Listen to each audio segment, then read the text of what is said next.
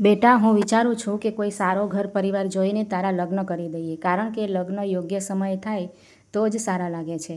રામજીભાઈએ પોતાના પુત્ર પંકજને કહ્યું. પંકજે હિંમત કરી અને પિતાને જણાવ્યું, પરંતુ પિતાજી, હું પાયલ નામની એક છોકરીને પસંદ કરું છું, જે એક ગરીબ પરિવારથી છે. પુત્રના મોઢે ગરીબ છોકરીનું નામ સાંભળીને રામજીભાઈ સમજી ગયા કે દરેક ગરીબ છોકરીની નજર માત્ર તેમની તિજોરી પર જ હોય છે. તેમણે નિર્ણય કર્યો કે તેઓ પોતાના પુત્રને સાબિત કરી બતાવશે કે તે છોકરી તેના પ્રેમ પર નહીં પણ તેના પૈસા પાછળ પાગલ છે.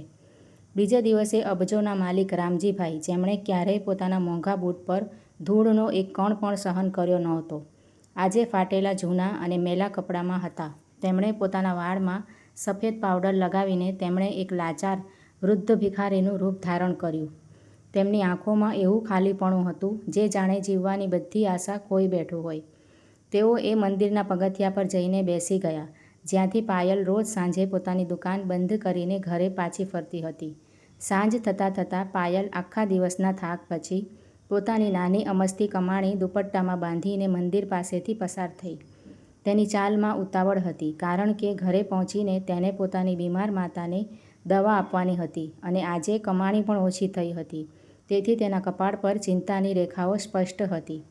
તે જેવી પગથિયાં ઉતરી રહી હતી કે તેની નજર ધ્રુજતા વૃદ્ધ ભિખારી પર પડી. રામજીભાઈએ પોતાના નબળા અને દર્દભર્યા અવાજમાં, જે તેમણે જાણી જોઈને દબાવી રાખ્યો હતો, ઉધરસ ખાતા કહ્યું, બેટા, 2 દિવસથી ભૂખ્યો છું, કંઈ ખાધું નથી. ભગવાન તારું ભલું કરશે. બસ પાણી કે એકાદ રોટલીનો ટુકડો લાવી આપ. પાયલ એક પળ માટે રોકાઈ. તેની આંખોએ એ વૃદ્ધ માણસનું દર્દ અનુભવ્યું. પછી તેની નજર પોતાના દુપટ્ટામાં બાંધેલા એ થોડા સિક્કાઓ અને નોટો પર ગઈ. આ પૈસા તેની માતાની એક દિવસની દવા માટે હતા. એક ક્ષણ માટે તેણે વિચાર્યું, જો તે આ પૈસા આપી દેશે તો કાલે માતાની દવાનું શું થશે? તેણે પોતાની આંખો બંધ કરી અને ઊંડો શ્વાસ લીધો. પછી તેણે પોતાના દુપટ્ટાની ગાંઠ ખોલી, તેમાંથી અડધા પૈસા કાઢ્યા અને નજીકની દુકાનમાંથી પાણીની બોટલ અને બિસ્કિટ ખરીદી લાવી અને નરમાશથી બોલી, બાપુજી, આ લો, તમે પહેલાં થોડું પાણી પી લો. એમ કહીને તેણે બોટલનું ઢાંકણું ખોલ્યું અને રામજીભાઈ તરફ લંબાવ્યું. આ બધું જોઈને રામજીભાઈ સ્તબ્ધ થઈ ગયા. તેઓ એવું વિચારતા હતા કે આ છોકરી તેમને ધિક્કારીને ચાલી જશે અથવા તો નજરઅંદાજ કરશે, પરંતુ પાયલે એમને માત્ર ખાવાનું જ નહીં આપ્યું, પણ તેમની ફાટેલી ચાદર સરખી કરીને બોલી, બાપુજી, તમને ઠંડી લાગે છે? તેણે પોતાના ખભા પર રાખેલી જૂની શાલ ઉતારી અને રામજીભાઈના ખભા પર ઓઢાડી દીધી. મારી પાસે હમણાં આ જ છે, તમે આ રાખી લો, રાત્રે ઠંડી વધી જાય છે. પાયલ હસી, એક એવું સ્મિત જેમાં પોતાની ગરીબીની કોઈ શરમ નહોતી, માત્ર આપવાનો સંતોષ હતો. રામજીભાઈની આંખો ફાટેલી રહી ગઈ. આ તેમના જીવનમાં પહેલી એવી ઘટના હતી જેની તેમણે કલ્પના પણ કરી નહોતી, પરંતુ તેમનું ચાલાક મગજ હાર માનવા માટે તૈયાર નહોતું. આ માત્ર દેખાડો લાગે છે, તેમણે મનમાં કહ્યું. મારે કંઈક એવું કરવું પડશે જેથી તેની અસલી લાલચ સામે આવે. બીજે દિવસે સાંજે પાયલ ફરી એ જ રસ્તેથી પસાર થઈ. તેના ચહેરા પર આજે થાક વધારે હતો. માતાની તબિયત રાત્રે વધુ બગડી હતી અને ડૉક્ટરે મોંઘી દવાઓ લખી હતી, તેથી માતાએ પોતાની ચાંદીની ઝાંઝરી તેને વેચવા માટે આપી હતી. તે આગળ વધી તો રામજીભાઈ ત્યાં જ બેઠા હતા. પાયલ તેમને જોઈને એક ક્ષણ રોકાઈ. આજે તેની પાસે તેમને આપવા માટે પૈસા નહોતા, પણ તેણે પોતાના થેલામાંથી ફૂલોની એક નાની માળા કાઢી, જે વેચાતા રહી ગઈ હતી. બાપુજી, તેણે ધીરેથી કહ્યું, આજે મારી પાસે પૈસા નથી, પણ તમે આ ભગવાનનું ફૂલ રાખી લો. રામજીભાઈએ ધ્રુજતા હાથે ફૂલ લીધું. તેઓ કંઈક કહેવા જ જતા હતા કે તેમની યોજના મુજબ તેમની નજર પગથિયાના ખૂણામાં પડેલી એક વસ્તુ પર ગઈ, એક કાળું ચામડાનું પાકીટ. અરે! રામજીભાઈએ આશ્ચર્યનો નાટક કર્યો. બેટા, જો, ત્યાં શું પડ્યું છે? પાયલની નજર એ પાકીટ પર ગઈ. તે ખચકાઈ, પણ પછી તેણે પાકીટ ઉઠાવી લીધું. જેવું તેણે પાકીટ ખોલ્યું, તેની આંખો પહોળી થઈ ગઈ. પાકીટમાં 500-500ની નોટોના બંડલ હતા. ઓછામાં ઓછા 60,000 રૂપિયા હશે. સાથે કોઈ આઈડી કાર્ડ નહોતું, બસ પૈસા હતા. પાયલનું દિલ જોરથી ધડકવા લાગ્યું. આ રકમ તેની જિંદગી બદલી શકતી હતી. તેની બીમાર માતાનો ઈલાજ, ઘરનું ભાડું. એક ક્ષણ માટે તેના હાથ ધ્રુજી ગયા. રામજીભાઈની તેજ આંખો બાજની જેમ પાયલના ચહેરાના હાવભાવ વાંચી રહી હતી. આ જ સમય છે, તેમણે મનમાં વિચાર્યું. હવે બહાર આવશે અસલી લાલચ. કોઈ આટલા પૈસા ન ઠુકરાવી શકે. પછી તેઓ ભિખારીની જેમ બોલ્યા, જો બેટા, ભગવાને આપણું સાંભળી લીધું. કાલે તે મારી મદદ કરી, આજે જો ઉપરવાળાએ તને કેટલું બધું આપી દીધું. આ આપણું નસીબ છે. તું આ બધા પૈસા રાખી લે. જા, તારી માનો ઈલાજ કરાવ. આ તારા માટે ભગવાનની ભેટ છે. પાયલે એક નજર એ નોટો પર નાખી અને પછી પેલા વૃદ્ધ ભિખારીના લાલચુ ચહેરા પર. તેના મગજમાં તેની બીમાર માતાનો ચહેરો આવ્યો, પણ પછી તેની અંતરાત્માએ તેને ઝંઝોડી. તેણે ઊંડો શ્વાસ લીધો અને પાકીટ બંધ કરી દીધું. ના બાપુજી, તેનો અવાજ મક્કમ હતો. આ આપણા પૈસા નથી. આ કોઈની મહેનતની કમાણી છે. જેણે આ ખોયું હશે તે કેટલો પરેશાન હશે. આ ભગવાનની ભેટ નથી, આપણી દાનતની પરીક્ષા છે. રામજીભાઈ સ્તબ્ધ થઈ ગયા. પાગલ છે કે શું છોકરી? તેઓ ચીડાઈને બોલ્યા. કોને પાછું આપીશ? કોઈ નામ સરનામું નથી, રાખી લે. પાયલે મક્કમતાથી માથું હલાવ્યું. ના, હું આ મંદિરના પૂજારીને આપી દઈશ. તેઓ જાહેરાત કરાવી દેશે. જેનું હશે તે આવી જશે. જો આપણે આ પૈસા રાખી લઈશું તો આપણામાં અને ચોરમાં શું ફરક રહી જશે? હું મારી માતાનો ઇલાજ ખોટી કમાણીથી ન કરાવી શકું. તે વળી અને સીધી મંદિર તરફ ચાલી નીકળી. ભિખારીના વેશમાં રહેલા રામજીભાઈ તેને જોતા જ રહ્યા. તેમના હૃદયમાં એક અજીબ હલચલ મચી ગઈ હતી. આ ગભરાટ નહોતો, પણ એક આઘાત હતો. પહેલીવાર તેમની સંપત્તિ એક એવી છોકરી સામે હારી ગઈ હતી જેની પાસે એક ફૂટી કોડી પણ નહોતી. તેઓ મનમાં જ બબડ્યા, આ છોકરી સાધારણ નથી. તેની ઈમાનદારી પહેલીવાર તેમના અહંકાર પર ભારે પડી રહી હતી. પરંતુ જીદ હજી બાકી હતી. તેમણે નક્કી કર્યું કે હવે અંતિમ પરીક્ષા થશે. આ વખતે ભિખારી બનીને નહીં, પણ અબજોપતિ રામકિશન ગુપ્તા બનીને.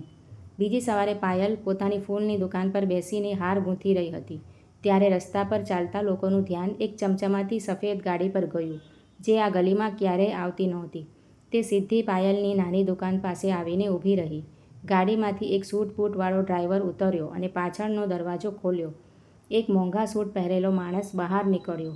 કાળા ચશ્મા લગાવીને તે સીધો પાયલ પાસે આવ્યો. શું તમે પાયલ છો? પાયલે ગભરાતા હા પાડ્યું. મિસ્ટર રામકિશન ગુપ્તાએ તમને ઓફિસમાં બોલાવ્યા છે. આ સાંભળી પાયલનું દિલ ધડકવા લાગ્યું. આ નામ તો તેણે ટીવી અને છાપામાં જ સાંભળ્યું હતું. શહેરનો સૌથી મોટો બિઝનેસમેન, પણ તેને કેમ બોલાવી હશે? પાયલ તેમની સાથે ગઈ. ઓફિસ પહોંચી ત્યારે રામજીભાઈને જોઈને તે એક ક્ષણ માટે અટકી ગઈ. આ આંખો તેણે ક્યાંક જોઈ હતી, પણ ક્યાં? રામજીભાઈએ પોતાના ખાનામાંથી એક ચેકબુક કાઢી અને કહ્યું, હું તને જાણું છું અને એ પણ જાણું છું કે તે મારા પુત્ર પંકજને તારી જાળમાં ફસાવી રાખ્યો છે. આ સાંભળીને પાયલના પગ નીચેથી જમીન સરકી ગઈ. પંકજ, જે પોતાની એક નાની કંપનીનો સેલ્સ મેનેજર કહેતો હતો, તે આટલા મોટા સામ્રાજ્યનો વારસદાર છે. તેને લાગ્યું કે પંકજે તેની સાથે છેતરપિંડી કરી છે. રામજીભાઈએ ખાલી એક ચેક પાયલ તરફ ફેંકતા કહ્યું, મને ખબર છે તારા જેવી છોકરીઓ શું ઈચ્છે છે. કાલે મંદિરમાં 6,000 રૂપિયા પાછા આપીને તે બહુ મોટું નાટક કર્યું. તે વિચાર્યું હશે કે નાની રકમ ઠુકરાવીને પંકજ દ્વારા તું મારી આખી મિલકત હડપી લઈશ. આ રહ્યો કોરો ચેક. તારી કિંમત લખી લે. 20 લાખ, 1 કરોડ, જે જોઈએ તે ભરી લે અને અત્યારે જ મારા દીકરાની જિંદગીમાંથી દૂર થઈ જા. પાયલની આંખોમાં આંસુ આવી ગયા. આ તેનું અપમાન હતું. પાયલના કાનમાં રામજીભાઈના શબ્દો વીજળીની જેમ ગુંજવા લાગ્યા. પરંતુ પછી તેણે કહ્યું, તમને કેવી રીતે ખબર કે મેં 6,000 રૂપિયા પાછા આપી દીધા? મેં તો આ વિશે માત્ર પૂજારીજીને જ કહ્યું હતું. રામજીભાઈ એક ક્ષણ માટે અટકી ગયા. પાયલ કડવાશ સાથે બોલી, એટલે મેં તમને પાણી આપ્યું હતું, મેં તમને મારી સાલ ઓઢાડી હતી. પાયલ ઊભી થઈ ગઈ. તેનો ડર ગાયબ થઈ ગયો. બાપુજી, તેણે ધીરેથી કહ્યું, એ ભિખારી, એ લાચાર વૃદ્ધ તમે જ હતા? રામજીભાઈ પોતાની ખુરશી પર જડાઈ ગયા. તેમનો ચહેરો, જે હંમેશા ઘમંડથી ચમકતો હતો, આજે પીળો પડી ગયો. પાયલની આંખોમાં હવે લાચારી નહીં, પણ આક્રોશ હતો. તમે આટલા નીચે પડી ગયા મિસ્ટર ગુપ્તા? તેણે એ કોરો ચેક ઉઠાવ્યો અને બોલી, તમે વિચારો છો કે આ કાગળના ટુકડાથી તમે મારી કિંમત લગાવી શકશો? હા, મને પૈસાની જરૂર છે. મારી માતા પથારીવશ છે. પણ તમારા જેવા અમીરો ક્યારેય ન સમજે કે ગરીબો પાસે જ્યારે કંઈ નથી હોતું ત્યારે તેમની પાસે એક વસ્તુ હોય છે અને એ છે સ્વમાન. તમે અબજોપતિ હોવા છતાં કેટલા કંગાલ છો કે તમારે એક છોકરીને પરખવા માટે વેશ બદલવો પડ્યો. પાયલે એ ચેકના ટુકડા કરી તેમની ટેબલ પર ફેંકી દીધા. આ લો મારી કિંમત. અને રહી વાત પંકજની, તો તેણે પોતાની ઓળખ છુપાવીને મારો ભરોસો તોડ્યો છે. પણ તમે તો આજે સાબિત કરી દીધું કે તે પોતાના અમીર બાપ કરતાં વધુ અમીર છે. પાયલ જેવી દરવાજા તરફ વધી સામે પંકજ ઊભો હતો. પંકજે બધું જોઈ લીધું હતું. તેણે દર્દભરી નજરે પિતા તરફ જોયું. હું જૂઠું એટલે બોલ્યો હતો પાયલ, કારણ કે હું પિતાજીને જાણતો હતો. હું જાણતો હતો કે તેઓ મારી દરેક ખુશીને પૈસાથી તોલશે. આજે તેમણે તારું નહીં, મારું અપમાન કર્યું છે.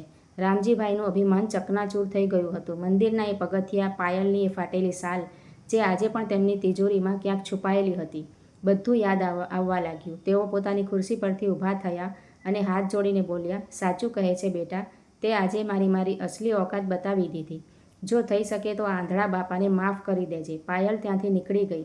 2 કલાક પછી જ્યારે તે પોતાની ઝૂંપડીએ પહોંચી તો જોયું કે શહેરના સૌથી મોટા ડૉક્ટર તેની માતાની સારવાર કરી રહ્યા હતા. આ બધું શું છે? પાયલે પૂછ્યું. ડૉક્ટરે કહ્યું, તમારી માતા હવે ખતરાની બહાર છે. કોઈએ બધા બિલ ભરી દીધા છે. ત્યારે જ દરવાજા પર રામજીભાઈ અને પંકજ ઊભા હતા. રામજીભાઈએ હાથ જોડીને કહ્યું, આ એ સાલની કિંમત છે, એ પાણીની બોટલની કિંમત છે. તે દિવસે મંદિરમાં તે કહ્યું હતું કે આ ભગવાનની ભેટ નથી પણ દાનતની પરીક્ષા છે.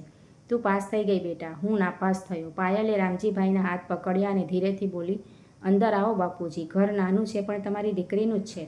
રામજીભાઈ રડી પડ્યા. થોડા સમય પછી પંકજે ઘૂંટણ પર બેસીને પાયલને એક સાદી ચાંદીની વીંટી પહેરાવી. પાયલ અને પંકજના લગ્ન ધામધૂમથી થયા. પાયલની ઈમાનદારીએ તેને સુખ નહીં પણ આખો આ પરિવાર આપ્યો હતો.